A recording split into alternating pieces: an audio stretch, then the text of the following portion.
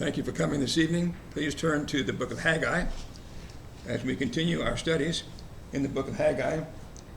We have discussed the theme of the book, that the people of the Jews had returned from captivity in Babylon and were responsible to rebuild the temple that had been destroyed by Nebuchadnezzar, but instead they were emphasizing their building their own homes and their own personal interests rather than rebuilding the temple as God wanted them to. So the first chapter talked about their failure to complete the temple as they should, and we discussed that was the problem that God was upset with them about, and the consequence was that he was hindering their prosperity. They did not have good crops and so on, and so the solution was that they should build the temple, and they listened. They accepted the message of Haggai and began to work on the temple as God had told them that they should, and God promised them that he would be with them. So then we got into chapter 2, and the second revelation that Haggai had received compared the new temple to the original temple. And the people were not impressed with the new temple. It wasn't as nice as the original temple, not as much silver and gold and fancy. And God's point was, his response to Haggai was that the way people viewed the temple wasn't the important thing to him. There were two things that were important to him in particular. One was that they do what he said. Their obedience was what was important. But the other thing was that the temple was a symbol of a coming future spiritual temple, the coming of a new covenant. And so we discussed at some length then this idea of the shaking of heaven and earth, the fact that the first covenant removed previous arrangements, and it began the Mosaic system. So you had the first covenant removed. That was called a shaking, but Haggai is predicting a second shaking, which we learned in Hebrews chapter 12. The explanation of that referring to that there would be another covenant come that would remove the Mosaic covenant. And that new covenant then would replace the previous system, but now instead of being for one nation, it would be for all nations, including Gentiles. But it would be a spiritual temple, it would be the church, and it would remain. It would not be shaken. Nothing could remove it. It would remain as God intended. All right. So that's what we discussed last time in our study in Haggai chapter 2, and that took us through verse 9. Okay, questions or comments on a brief review? Questions or comments on the review through chapter 2, verse 9? All right, now tonight we're going to continue to look at a third revelation, and if we have time, a fourth revelation. The whole book of Haggai consists of 4 revelations. And the third one we'll read beginning in verse 10, and then we'll see what happens with that one, and there'll be another one towards the end of chapter 2. So let's read chapter 2, verse 10 through verse 19. This is the third revelation, chapter 2, verse 19. We'd like to read Haggai chapter 2, Bill chapter 2, verse 10 through 19, please. On the 24th day of the 9th month in the 2nd year of Darius, the word of the Lord came by Haggai, the prophet, saying, Thus says the Lord of hosts, now ask priests concerning the law, saying, If one carries holy meat in the fold of his garment, and with the edge he touches bread or stew, wine or oil or any food, will it become holy? Then the priest answered and said, No. And Haggai said, If one who is unclean because of a dead body touches any of these, will it be unclean? So the priest answered and said, It shall be unclean. And Haggai answered and said, So is this people, and so is this nation before me, says the Lord. And so in every work of their hands and what they offer there is unclean. And now carefully consider from the day forward, from before stone was laid up upon stone in the temple of the Lord. Since those days when one came up to the heap of 20 ephahs there were but 10. When one came to the wine vat to draw out 50 baths from the press, there were but 20. I struck you with the blind and mildew and hail in all the labors of your hands. Yet you did not turn on me, says the Lord.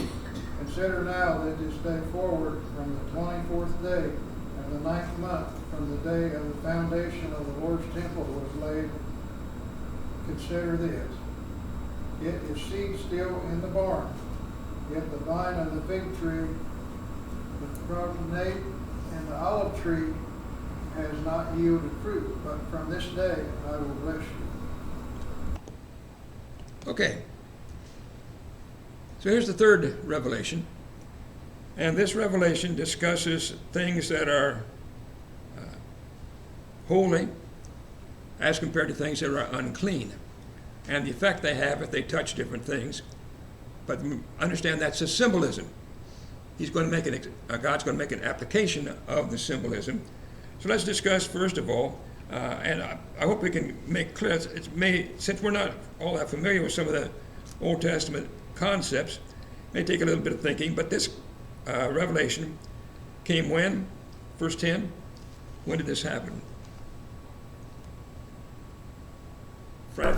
On the 24th day of the 9th month in the second year of the reign of King Darius. Okay. And so we have another revelation from God, and this time would be 3 months after they began the work on the temple. If you go back and look at chapter 1, verse 15, 3 months after they began the work on the temple, we have this revelation. And it talks about then, first of all, he's going to ask some questions. Who does he go to ask these questions that he has? Who does he go to? Priests. The priests. Okay, he's going to ask the questions of the priests.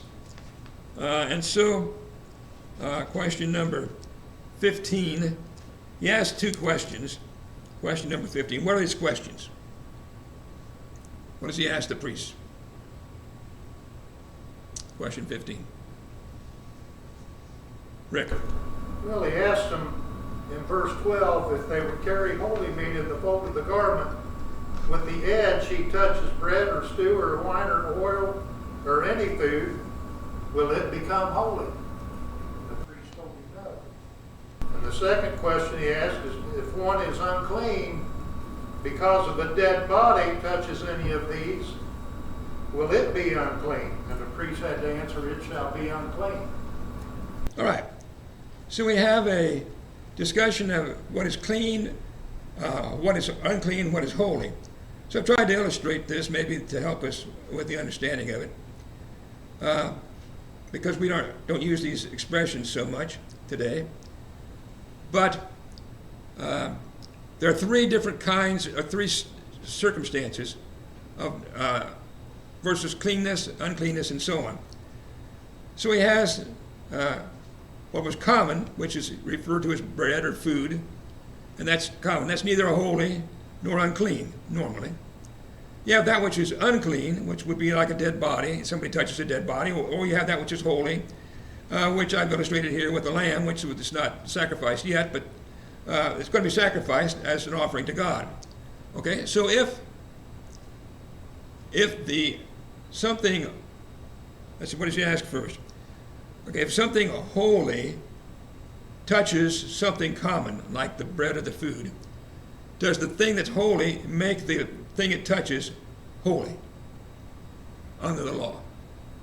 No, it didn't. Okay, so touching something holy didn't make it holy. But what if it touched something that was unclean? What would happen then? Okay, it'd be unclean. All right? So what we've got, and I'll try to summarize it, an unclean thing makes something common unclean. But a holy thing does not make the common thing holy. All right? So a holy thing doesn't have a good effect, you might say, but an unclean thing can have a bad effect. And that's the illustration that he uses. And he's going to make the application. That takes us through verse 13. Why would he ask this question of the priests? Why would he go to the priests to ask this question? Rick? It was questions on the law. Okay. Questions regarding the law and questions particularly regarding things that were clean and unclean. And that's what the priests were supposed to know. They were supposed to be able to distinguish the clean from the unclean. So he asked them the question, and they answered correctly, which Haggai, I'm sure, God knew that they would. It's the application that's important. Okay? Questions, comments through verse 13. Everybody understand the questions and the application. All right, now then, he's going to apply that to the people. And beginning in verse 14, then, he says, all right, now that's an illustration of this people, this nation. You see, verse 14, that's the Jews. Okay? And it illustrates the people and their works. Okay? And he goes back to before the temple was built. Before they started working on the temple. Verse 15. In those days, what happened? What problem did they have before the temple was built? He describes in verse 16, and really it's down through almost through verse 18. What problem did they have before they started building the temple? Debbie? They didn't have enough. They had food, but not enough. They had wine and drink. They didn't have enough. And God had cursed them because they weren't doing what they were supposed to do. Okay. So it's an illustration of what we talked about in chapter 1. How that God was causing problems as a consequence of their sin. Because they were not doing the work that God wanted them to do on the temple, they would not receive the prosperity. So this is simply an illustration of what we already talked about in chapter 1. Before they started building stone upon stone, verse 15, they started building the temple. Okay, but before that, when they went to get wheat or some grain, they expected a certain amount, and they had just a fraction of that. Instead of 20 ephahs, they would have 10. If they went to get wine from the vat seeking 50 baths, they would only be 20. So they would not have the prosperity that they expected. It's just an illustration of the failure to have the crops that they expected or the prosperity they expected. Okay?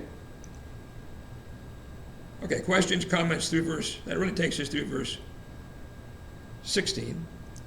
Questions, comments on those verses? All right, so what does he say? How does he describe it then in verse 18? He continues to describe it in verse 18. How does he describe it in verse 18?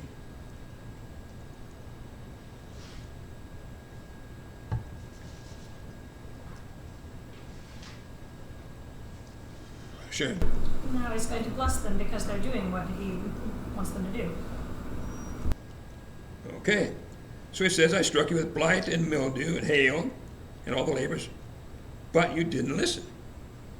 They hadn't turned to him, they hadn't corrected. So the consequences didn't get them to understand that they needed to change, that they needed to correct their lives back, as we discussed in chapter 1. Okay? So now verse 18, what's going to happen now? Or what has changed, as in verse 18? What has changed now? Verse 18. Terry. They have begun to build the temple again. Right, so they've done what he said. Now they've started to do what God said. Haggai has explained to them what the consequence of their failure to build the temple was, what the problem was, what the consequences were. Now they've understood, and now they've started to do what God told them to do. So, from the day that the foundation of the temple was laid, he says, consider this. And here's verse 19, then, is the application of it. Okay? Yes, is the seed still in the barn?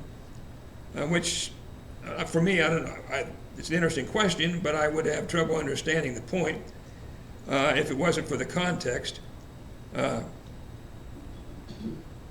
What was the rest of the verse say was the problem? What does the rest of verse 19 say was the problem? Terry? This was a little puzzling to me, but what I came up to thinking was, he says, is the seed yet in the barn? And the idea is, no, they had vines blooming, they had fig trees producing, they had pomegranates and olive, but they weren't giving anything, because God was still cursing it until he removed that curse. At the end of the verse, he says, but from this day forward, I will bless you. Okay. So, if I understand, again, it was a little bit difficult for me too, but the question is, the seed's still in the barn. You have to understand what time of year this is. Remember, he's told us what time of year this was happening. And the time of year was not the time when you would expect the seed to still be in the barn. At this time, the seed would have been planted. And you would be expecting to have a crop, harvest and so on. So the seed wouldn't be in the barn anymore. They should have planted it, which they had, but they weren't getting the results. That's what it seems to me to be too. And based on the time when this would happen in the 9th month, 24th day of the 9th month, back in verse 10, they should have put the seed in the ground, which they had, but they weren't getting the results. But now he says, last part of verse 19, here's the change. From this day forth, I'll bless you. You've done what I told you to do, now I'm going to bless you. And so you will receive the solution to your problem because you've done what I told you to do. Okay? Now that's what it seems to me he's saying with this third revelation. It's just really to some extent a symbolic illustration of what we read in the first chapter of what the problem was and what the solution was. Okay, other comments or discussion on this third revelation? Sharon? I don't think this is the main point, but maybe a sub-point that we can get from this. These, a common thing only had to touch one unclean thing to become unclean. And the Jews, as far as I can tell, had been serving God quite faithfully, except for one thing. They weren't building the temple, and that was all it took. God wasn't blessing them anymore. They needed to fix everything, to be serving God and doing everything he said in order for him to bless them. Okay, all right. Other comments? Terry? The other thought, along with what Sharon is saying, that I had was how easy it was to become unclean, but it wasn't easy to be holy. It was very easy for something to become unclean, but it was not easy for something to be holy. That took special care. Okay. Other lessons or applications we can make from it? How does God view us then, if we don't do what he says for us to do? What's the lesson or the application to us?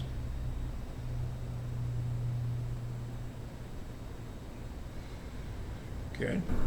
Well, the same thing. If we're not doing what he says, we're unholy. Okay. So we often read from the Old Testament about their ideas about what the law said about clean and unclean animals and food and this kind of thing. But God is saying about the people he considered to be unclean because of their failure to obey him. And for us, if we don't do what God says, that's how he views us. That we have become unclean. And everything we touch becomes unclean. Because the people were unclean, their crops were unclean, their harvests were unclean, their prosperity was unclean. The things that they were hoping to work out well did not work out because they were the problem. The harvest wasn't the real problem. The crops, the real problem was the people. And so whatever they would try to do was displeasing to God. He considered it unclean. Okay? So with us today, if we disobey God, does he give us bad crops, bad harvests? What's the application and what happens to us today if we don't obey God? If we don't serve him? Rick? Well, the same today. I mean, we might sow corn or something and have a field full of corn and everything, but at the same time, our spirit is not right. The Bible tells you what you sow shall you reap. That, don't believe that's meant as crops or something like that, but to your human soul, yes it is. Okay, so it's a spiritual application to us today, isn't it? Just as we learned from the second revelation about the new temple would be spiritual. That is the church, the spiritual kingdom. So the consequences to us are spiritual under the gospel. So it may not affect your prosperity, your income may not change because you're in sin, or it could, it might, but it might not. It might not have anything to do with your harvest or your crop or anything like that, but God views you as unclean. And the things that you try to do in His service are not acceptable to Him. You're not living for Him, you try to worship Him, your worship is unclean. You try to teach the gospel to someone else. They may be saved, but you're still not saved. Your service to God is unacceptable because your life is not right before God. That's an application, it seems to me, from this revelation. Questions, comments, discussion? I don't know about you, but that's striking to me.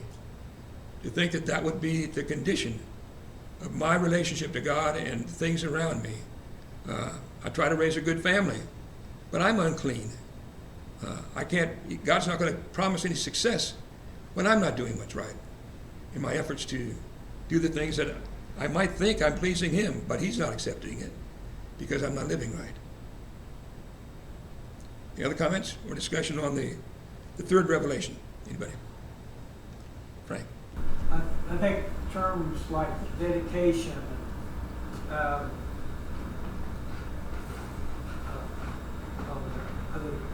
terms left, but being dedicated, are we dedicated to worshiping God and serving God? These people weren't. At least not as they should be. They're more concerned about their own pleasures than they were with seeing that God's work was done. Right. Now, in many cases, no doubt they were going through the motions of many aspects of their service to God. And He talks to the priests, and the priests knew the things about the law and so on. So it wasn't that everything they did was wrong, but they didn't have to do everything wrong in order to be viewed as unclean before God. Okay, anything else before we move to the last revelation? Okay, verse 20 through the end of the chapter is the fourth revelation, and this one is quite a bit different from the discussion to this point. Let's read chapter 2, verse 20 through 23 then. Would you like to read chapter 2, verse 20 through 23 for us, please? Neil, please. Then the word of the Lord came a second time to Haggai on the 24th day of the month, saying, Speak to Zerubbabel, governor of Judea, saying, I am going to shake the heavens and the earth. I will overthrow the thrones of the kingdoms and destroy the power of the kingdoms of the nations. And I will overthrow the chariots and their riders, and the horses and their riders will go down, every one by the sword of another.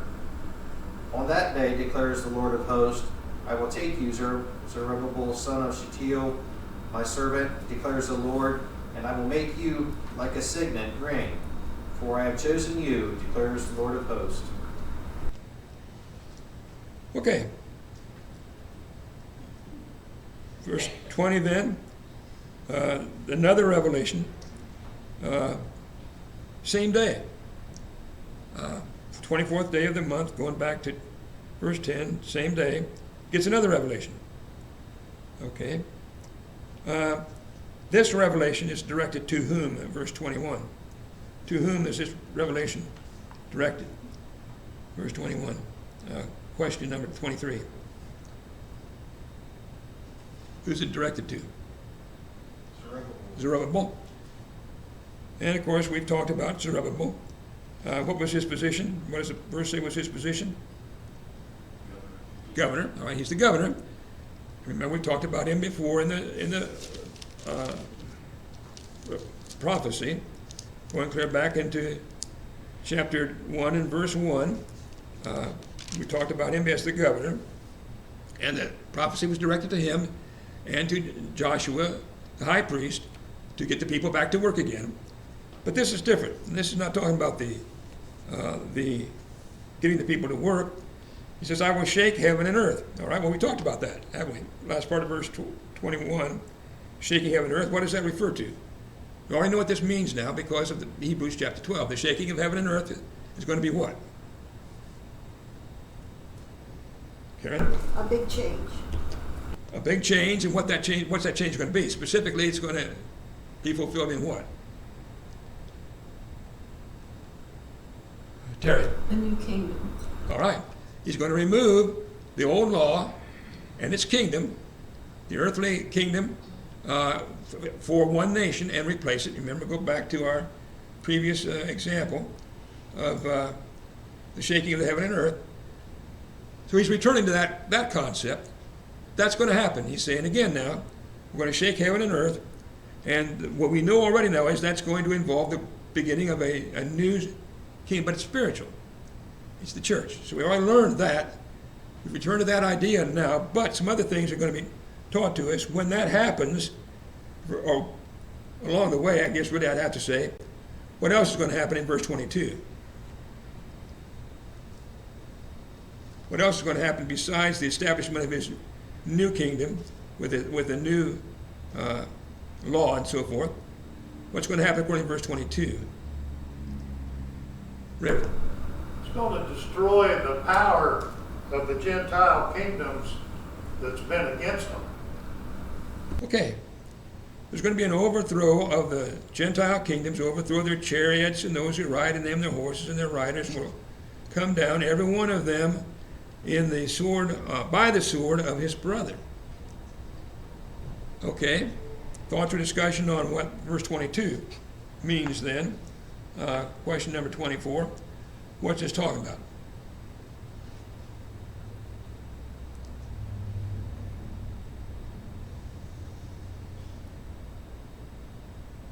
Well, let me suggest this. Can you think of some other prophecy in the Old Testament that predicted the destruction of various Gentile kingdoms before the beginning of God's kingdom? Terry? The book of Daniel discusses. The book of Daniel discusses the kingdoms, the four kingdoms that are going to fall. Okay. Remember in Daniel chapter 2, Daniel's interpreted Nebuchadnezzar's dream, which he saw this image of various different kingdoms. World empires, it turned out that the head was Nebuchadnezzar, the Babylonians, and then you had the Persians, and then the Greeks, and then the Romans. But those kingdoms were going to destroy one another. The Persians destroyed the Babylonians, the Greeks destroyed the Persians, and the Romans destroyed the Greeks. And then, in the days of those kings, the Roman Empire, God would establish his kingdom, which would outlast all the others. Daniel chapter 2. Okay, remember that prophecy? All right, now look at what it says here in Haggai chapter 2 verse 22. I will destroy the Gentile kingdoms, overthrow their chariots and those who ride in them, and so on, every one by the sword of his brother. So the Gentile kingdoms are going to destroy one another. And then God's going to shake heaven and earth. And we'll see more about that in 23. All right? That's what seems to me to fit what he's saying. But we'll see it specifically explained in verse 23. But other comments to verse 22 on the Gentile kingdoms. Okay? Now verse 23. We get the specific application to Zerubbabel. In that day, now there's an expression we often see, not always, but often, referring to the coming of the gospel, the New Testament, God's church, the kingdom, and so on. Not always, but often.